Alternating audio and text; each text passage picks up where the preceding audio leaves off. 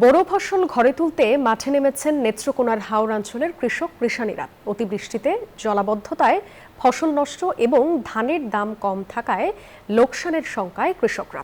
বৈরী আবহাওয়ায় ফসল ঘরে তোলা নিয়েও দুশ্চিন্তায় তারা। যদিও হাওরে দ্রুত সময়ে ধান কাটতে নানা পদক্ষেপ নেওয়া হয়েছে বলে জানিয়েছে কৃষি বিভাগ। সোহান আহমেদ কাকনের পাঠানো তথ্য ছবিতে রিপোর্ট।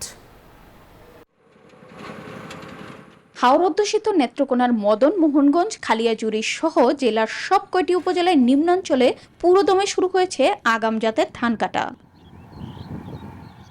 এবার বৈরী আবহাওয়ায় নষ্ট হয়েছে কয়েক শত হেক্টর জমির কাঁচা ধান। নানা প্রতিকূলতা কাটিয়ে একমাত্র ফসল ঘরে তুলতে ব্যস্ত সময় পার করছেন কৃষক কৃষানীরা। বাজারে ধানের দাম কম, বৈরী আবহাওয়ায় ফলন বিপর্যয় ও ফসল ঘরে তোলা নিয়ে দুশ্চিন্তায় চাষিরা। ধান হয়েছে 10 কাঠা, 80 মনের জায়গা 70 মনের জায়গা মাত্র 35 মন ধান হয়েছে।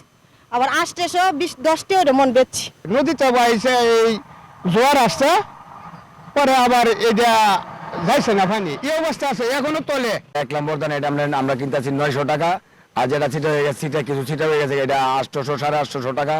ইতোমধ্যে হাওরের বিভিন্ন মাঠ পরিদর্শন করে বাজার দর বৃদ্ধি সহ কৃষকের কল্যাণে নানা পদক্ষেপ গ্রহণের আশ্বাস দিয়েছেন স্থানীয় সংসদ সদস্য লুৎফুজ্জামান বাবর। খাদ্যমন্ত্রীর সাথে কথা বলবো, মাননীয় প্রধানমন্ত্রীকে জানাবো যে ধানের দামটা যদি কিছু বাড়ানো যায়, এবং এখনো ধানের দামটা কিন্তু ফিক্সড হয় না গভর্নমেন্টের তরফ থেকে।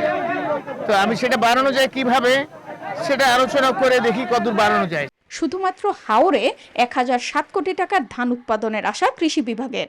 আবহাওয়া ভালো থাকে, আমরা আশা করছি যে আমরা অতি দ্রুতই আমাদের এই হাওরের ধানটা আমরা কাটতে পারবো এবং কৃষকেরা লাভবান হবে। চলতি মৌসুমে নেত্রকোনায় 1,85,460 হেক্টর জমিতে বোরো ধানের আবাদ হয়েছে, যেখানে উৎপাদনের লক্ষ্যমাত্রা ধরা হয়েছে 12,63,490 মেট্রিক টন ধান।